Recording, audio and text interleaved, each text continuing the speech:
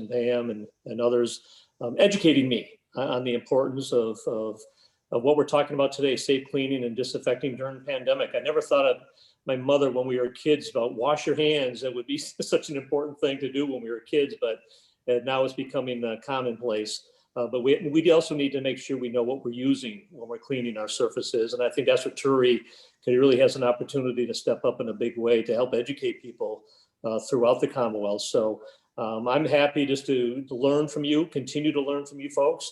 I think we have an awful lot of work to do in the legislature over the next couple of months. It's challenging being an election year with about a $3.5 billion budget gap we're trying to fill. And like I said before the call started, we're waiting, and I use capital letters here, if, when, and how much the federal government will try to do to help out states. That's going to be a driving factor in what our agenda looks like going forward, not only for the rest of this fiscal year, but I think fiscal 22 may be a big, if not bigger, challenge if we're not careful. So we have an awful lot of work to do, but I love working with the TURI folks. They've been so helpful to me and my staff, and I look forward to this, the next half an hour conversation. But more importantly, I look forward to the ongoing conversation that we need to have throughout the Commonwealth to make sure we're doing the right thing, that we're safe, and we're doing the right thing for everybody's health going forward. So I appreciate you allowing me a few minutes, and I'm eagerly looking to hear what we have to say today. Thank you so much, Chairman Pignatelli. Yeah, we also really appreciate the interaction that we have with your office and with all of the legislature. So let me just kick it off really quickly and introduce myself. I'm Pam Eliason. I'm with the Toxic Use Reduction Institute. And I just want to kind of refamiliarize you with what the Toxic Use Reduction Act is about. It was promulgated in 1989. We've been around for over 30 years, helping Massachusetts companies and communities reduce their use of toxic chemicals. And the goal was really to do that while also promoting the competitive advantage of the companies in Massachusetts. And I think that we've found that companies really have found it to be an advantage to do the process of toxic use reduction planning. So companies who are large quantity users of toxic chemicals have a right to know reporting obligation to report not just on what they're releasing into the environment, but also what they're using. They also every other year have to go through a planning process where they assess in good faith whether or not there are options for them to reduce or eliminate their use of toxic chemicals. And they pay a fee, and that fee is based on the number of toxic chemicals that they have to report upon, but also upon the number of employees that they have who may potentially be exposed to those chemicals. So this is a screenshot from our new data site. We would love to walk you all through our new data site at some time in the future. Here's the link to that site. And you can see this is just a screenshot of one of the graphics, one of the ways that you can gather information there about how Massachusetts has done over the years. And you can see that there's been, quite a bit of reduction of use. This is just a snapshot. This bottom graphic shows over the years how the use of toxic chemicals have changed, and that depends on what chemicals are actually reportable, and that has changed over the years as well. So, but Massachusetts has definitely had progress in significantly reducing their use of toxic chemicals, and even more significantly, reducing what they're emitting into the environment. Toxic use reduction is really about looking at the source, not at the pollution, at the point of pollution, but upstream. Like, why are we using these toxic chemicals and how can we make changes? It focuses on the inherent hazard of the chemicals. We know that risk to employees and risk to the environment is kind of a function of both the hazard of the chemical, but also the potential for exposure to that chemical. Well, when we focus on exposure, we focus on engineered controls that can and often do fail. And so we find that focusing on the inherent hazard of the chemicals we're concerned about is a far more effective approach. Companies have a team that they use to really work through identifying whether or not there are options for reductions in their own facilities. And then they evaluate whether or not those opportunities for reduction are affordable and effective. And of course, if it is affordable and effective, why not change? And so that's really key. The TURA program is really implemented by a close collaboration between these three agencies. The Massachusetts Department of Protection focuses on compliance and enforcement and on data analysis, but they also provide the certification for planners, who are those professionals trained to help companies in reducing their use of toxic chemicals. The Massachusetts Office of Technical Assistance provides on-site and these days, unfortunately, virtual confidential technical assistance to Massachusetts companies free of charge, a really valuable resource for our companies. And then TURI, where I work, we provide a number of services to help support companies and communities in reducing their toxic chemicals. So we're going to hear some more from Dr. Jason Marshall about what the laboratory is doing. I just want to highlight that we do have newsletters available that you can access that gives you an update on what activities are going on both at OTA and at TURI. So I strongly encourage you to subscribe to those. So let me just kind of tee up today's conversation. And as you say, we know that people are really concerned about their exposure to the coronavirus for very good reason. And wearing a mask and social distancing is all very helpful, but we also are concerned about the possibility of transmission by touching surfaces. And that was more advertised as a concern early on, but it continues to be something that we need to pay attention to. And our concern is that the disinfectants that are being used in households, in schools, in our companies, in our institutions, often contain products that are dangerous, that if you have an existing health condition like asthma, it can actually exacerbate that condition and make it worse for you, making you potentially even more vulnerable to the virus. Also, we know that our essential workers are the ones who are even more exposed to these chemicals, and there are environmental justice implications associated with providing those cleaning and disinfecting services. And then finally, we are concerned that we don't necessarily know how much disinfecting to do and at what point are we potentially doing too much and perhaps doing more harm than good. So the Toxic Use Reduction Institute has a number of ongoing activities these days, really focused on trying to help our companies and our communities choose the safest options to be effectively addressing the coronavirus. We've got a number of grants out with community groups and small business who are focused on implementing changes, but also on really researching and understanding and providing guidance for the safest approaches to using disinfectants, focused largely on schools, focused on EJ communities, really important research and information dissemination going on right now. We've also been providing a number of webinars over the past several months on the practices and the science associated with disinfecting, and those are all available on our website.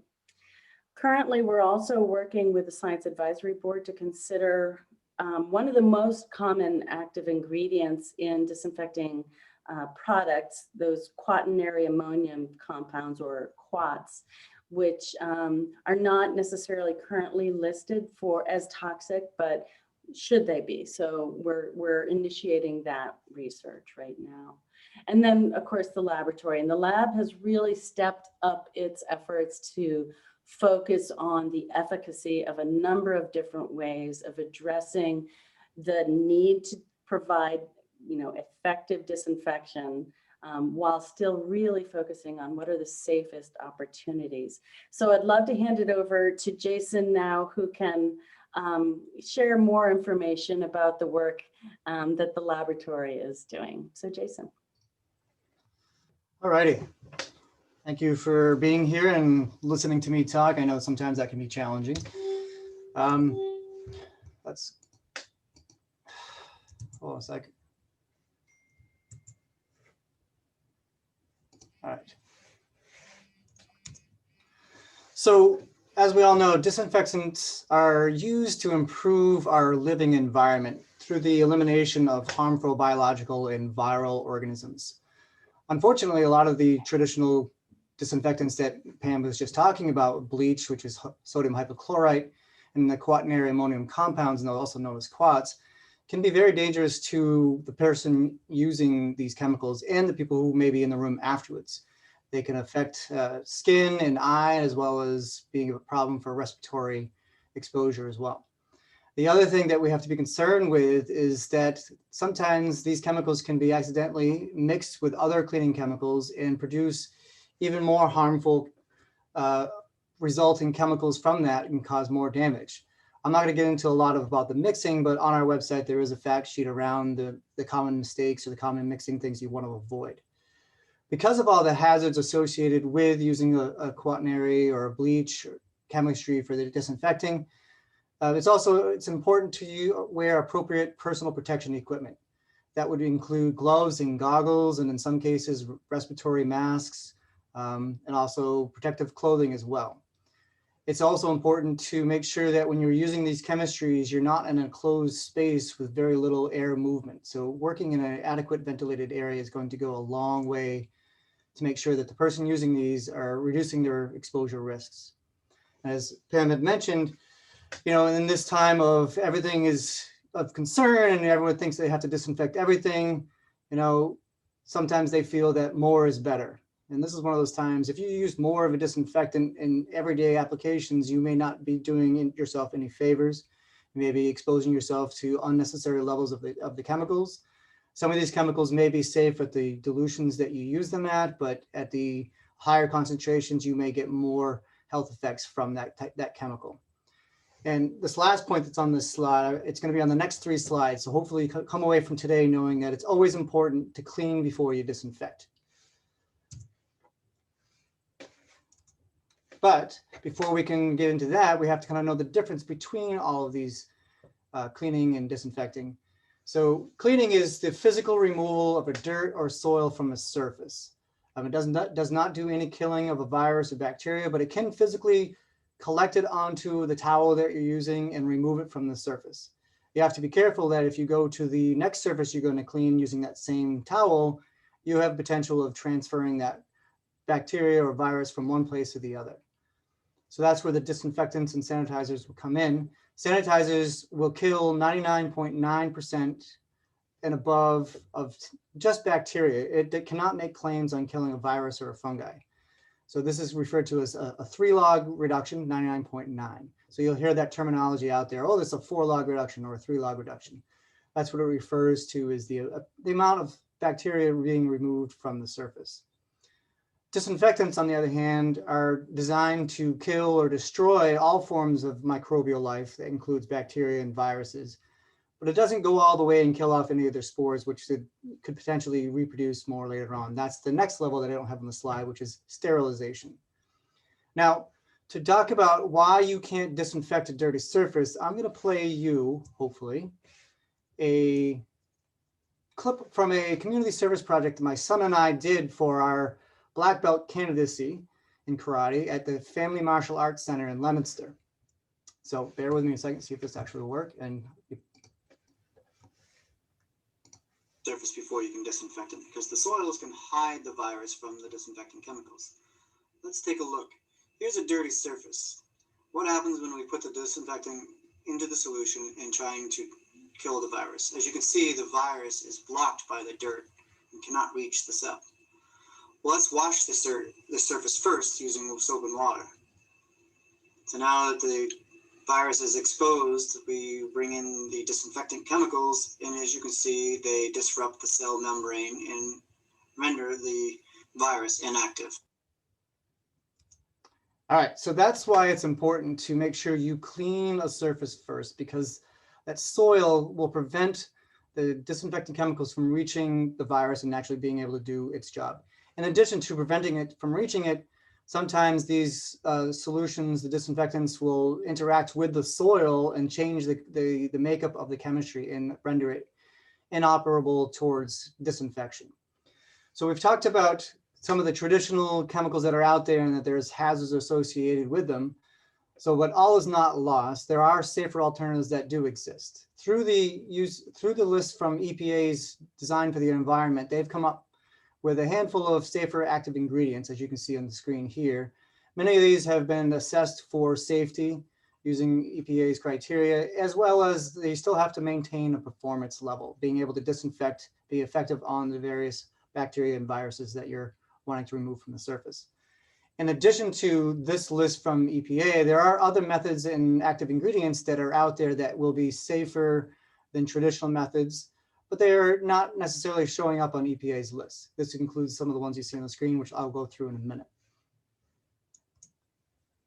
So the table you see on the screen now is a snapshot of one of the community grants that TURI has funded over the past year or so, looking at safer cleaning and disinfecting for schools. And we want to just kind of show you the spectrum of the chemistries that are out there, the traditional ones to the preferred safer active ingredient products. So you can see they range from avoid through use with caution and all the way down to the safer ones with the preferred options. There's a link at the bottom of this slide that if you want to know more about the details on how this got generated, you can spend some time looking through that.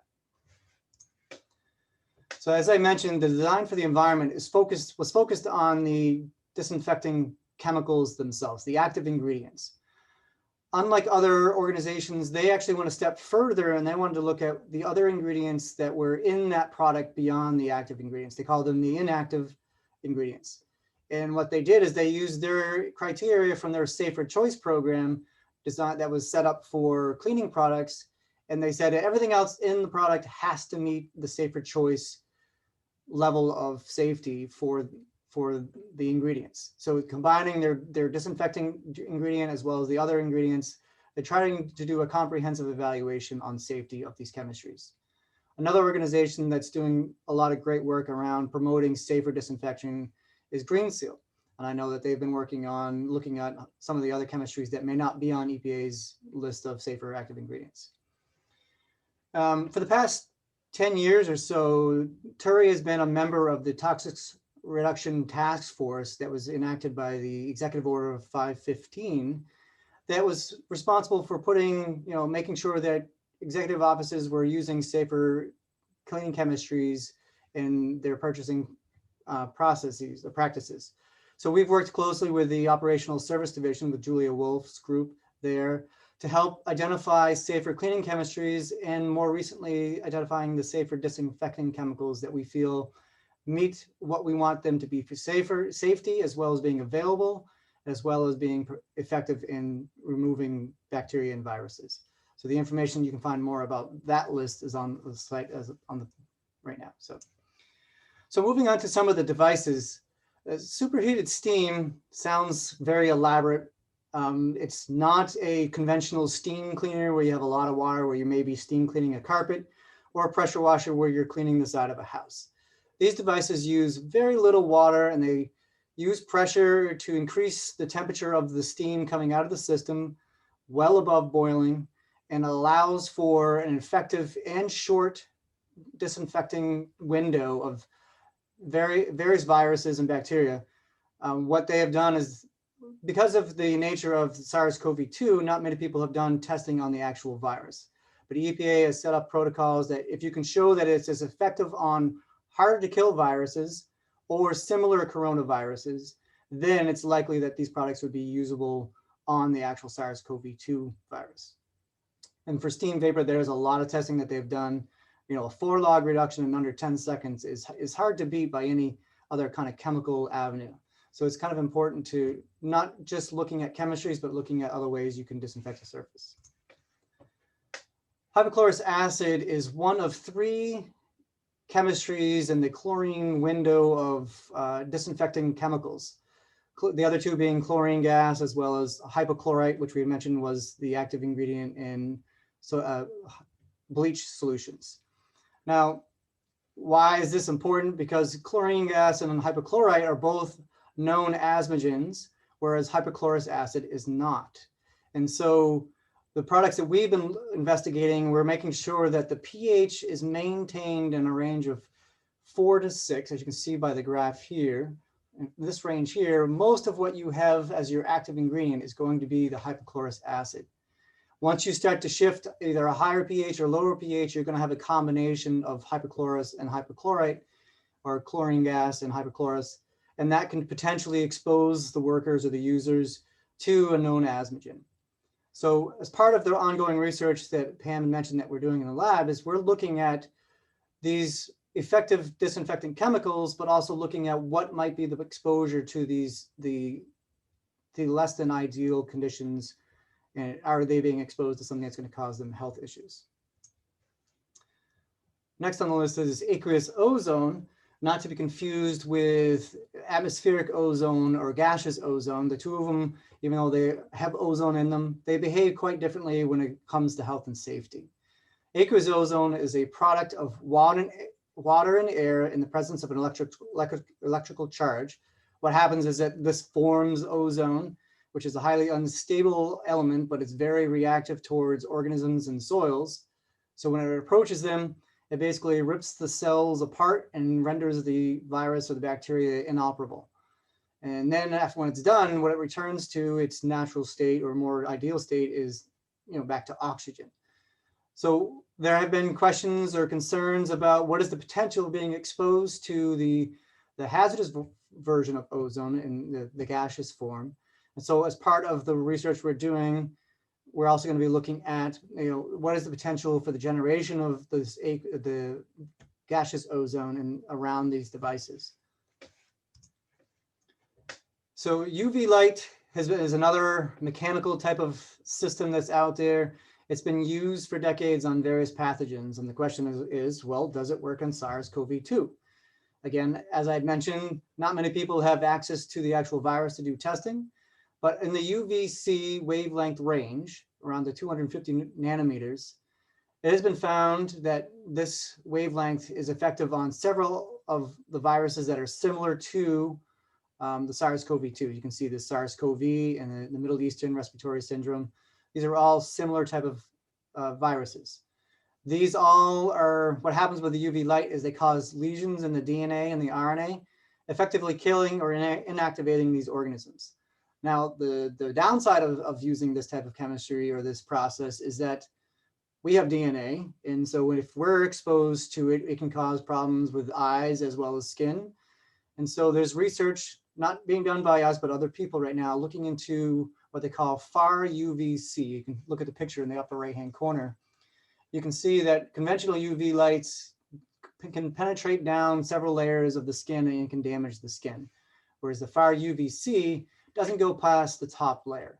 It's not to say that the top layer isn't important, but it's less likely to cause long-term damage to the skin if it's being used that way.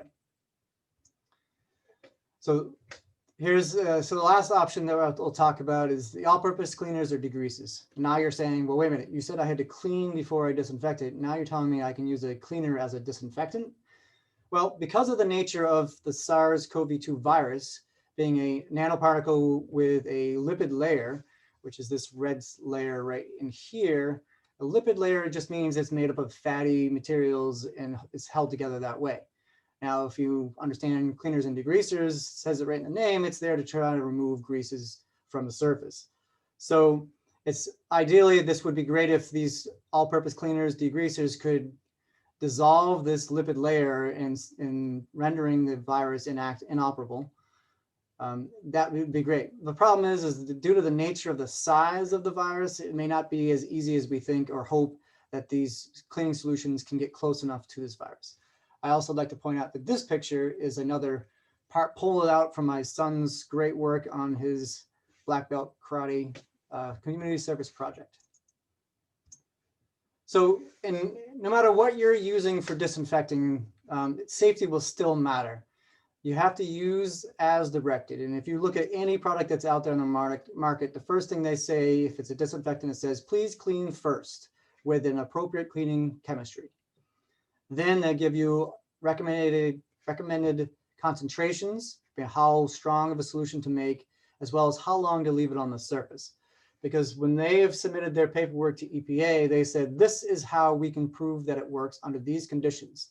So for you to be ensured that what you're doing will meet the expected outcome, you have to follow these instructions exactly.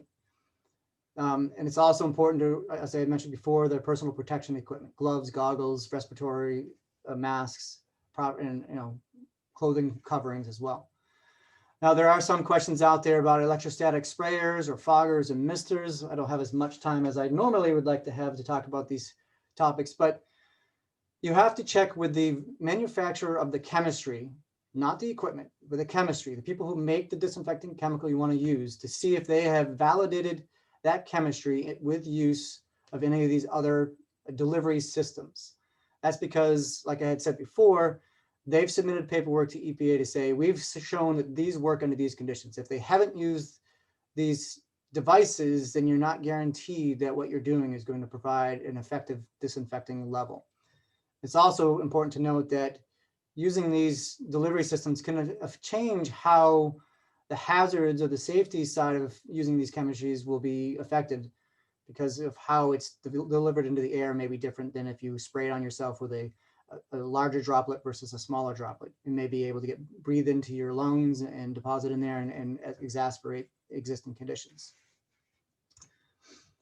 So as I've mentioned throughout, we're in the process of doing a lot of testing in the lab. We've been back in the lab since June doing a lot of this preliminary research. We're comparing bleach versus the hypochlorous acid. We're using a surrogate virus because it's a lot safer for us to use than actual SARS-CoV-2, plus expense-wise, it's a lot easier to do. But essentially it behaves in the same way that if it works on this, it should work on the SARS-CoV-2. So we've been looking at various concentrations as well as dwell times to find out the optimum conditions for maximum disinfection capabilities. Once we identify those types of scenarios, we also want to look at what are you being exposed to potentially at that operating conditions, so that we can verify whether or not you need to take appropriate PPE precautions during the use of these chemistries.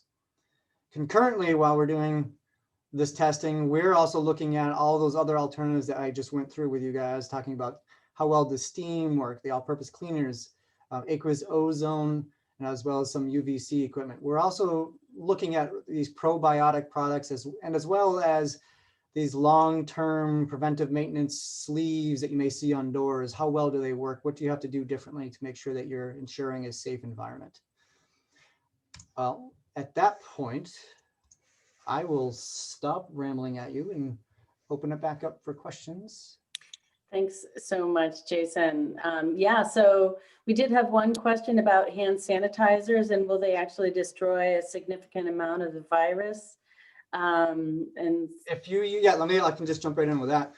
With hand sanitizers, if you're using a FDA approved, notice I said FDA, not EPA, because there is a difference in how they're regulated. The FDA does things that are on the body or in the body versus EPA doing the environment. So if you're using an appropriate one with an appropriate amount of disinfectant chemicals in there and you follow the procedures, it actually will be destroying the virus.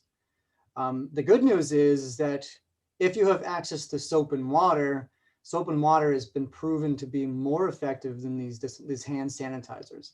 And that's not necessarily due to like we're hopeful that it's actually destroying the virus, where there's some that happens, but it's more of the friction that you're going back and forth with. It's the physical removal from your hands and then washing it down the drain. Yeah, so there was a follow-up question about someone in healthcare who claims that the coronavirus is not a living organism and cannot be killed by hand sanitizer. If you've noticed that I tried throughout, I said it may render it inoperable, inactive. The viruses aren't alive. You can't kill them. But so assume every time you see kill about the virus, it's in quotes. But it's not a living organism. Any other questions? I mean, feel free to unmute yourselves. We're happy to answer what we have. We see a question here about the percentage of ethyl alcohol that would be necessary. Yeah, I think the active range is either 60 or 70%. I think 60 is the minimum that you want to see. And if you get above 70, it's not going to do you any good on your hands to try to sanitize. It's 60 to 70 range for that kind of mixture. The problem with using hand sanitizers like that alone is that it's going to dry out your skin pretty quick. So if you can use a soap and water type of system, if you have access to it. Whenever you have a chance, have a choice between hand sanitizers and soap and water, go with the soap and water.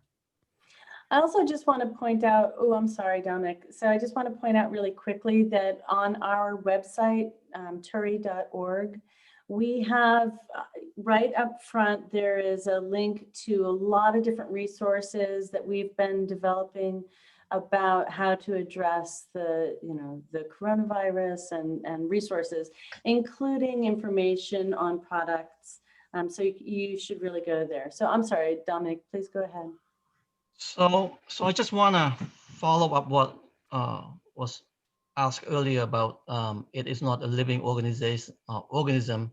So what is the point of rubbing alcohol? So if you rub alcohol around your hand on a non-living organism, does that mean you just spread it around and not killing it? Because Well, Levy, I think if you go back, if I were to go back to the slide about the structure of the virus with that fatty layer, the alcohol is affecting that lipid layer and dissolving that, and helping to break apart the nano assembly of that, so that is where it is rendered inoperable and inactive because of the destruction of the membrane cell.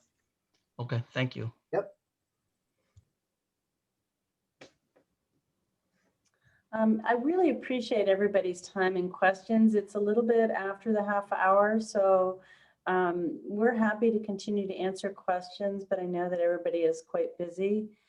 Are there any other questions for Jason?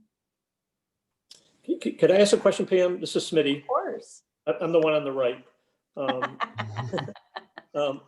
What can we do collectively to consistently get this word out? It's good that we can have this legislative conversation, but how do we get it out to the public on a more consistent basis? Because I think people are all creatures of habit and top of mind awareness, and we can easily get distracted. But Jason's brought forward a lot of great information, but how do we get that out to the public? Well, we know that one of the biggest areas of concern right now are in schools, and there's a lot of opportunity to provide better and more clear guidance on what to do there. And frankly, there's very little guidance around how to disinfect schools safely. And that is information that kind of trickles down to parents as well. So I think that the schools would be a really important place to start. We have a website and we're happy to do things, but I do think that there needs to be more guidance around what can be done or how we do disinfecting safely. I don't know, Liz or Joel or Jason, if you have other thoughts on that. This is Liz Harriman. I'm also with TURI. I think we would love to hear your input from a legislative standpoint. You guys are experts at getting messages out. And if you think of other ways we should be doing that, we would love to hear about it. And yeah, we're helping to support the an updating of a document for schools and hope to be able to distribute that widely. Yeah, that was the table that I had talked about. That's the work that Liz was just mentioning as well. That's that work group. They're working on updating that to make it relevant towards SARS-CoV-2 versus what it was 10 years ago with the H1N1. But it's the same idea, the same kind of practices, the best practices on how to go forward. I mean, I think the biggest message that you can help spread out there is clean before you disinfect. Make sure you're using the right concentration and contact times to ensure safety for everyone that's using these chemistries. So I see some really... I'm sorry, Pam. Could I just suggest that you give the legislators maybe 3 or 4 different versions of a social media post that we could disseminate, kind of make it localized for our respective districts. And maybe that's a way to do it. I mean, we're addicted to our phones now. But I wonder, would an editorial or a letter to the editor help, or a Facebook post, a Twitter post, something like that, just to help get the word out there. But do it on a more consistent basis, not just, okay, we did it last week and I don't have to do it for another month. I think if you guys could help us with some of that language, that would be very helpful, I think. I love that. That is terrific. And we have Karen Angelo with us today, and I'm sure she's taking notes on all of that. So thank you all so much. There's lots of great ideas in the chat here that we're certainly going to be capturing. Yes, I think that we can be providing you with some really quick resources that you can reference people to. So we will be in touch with you about all of that. Thank you. And Pam, I believe you recorded today's presentation, so that will be available for folks that weren't able to tune in today. Yes. Good. Okay.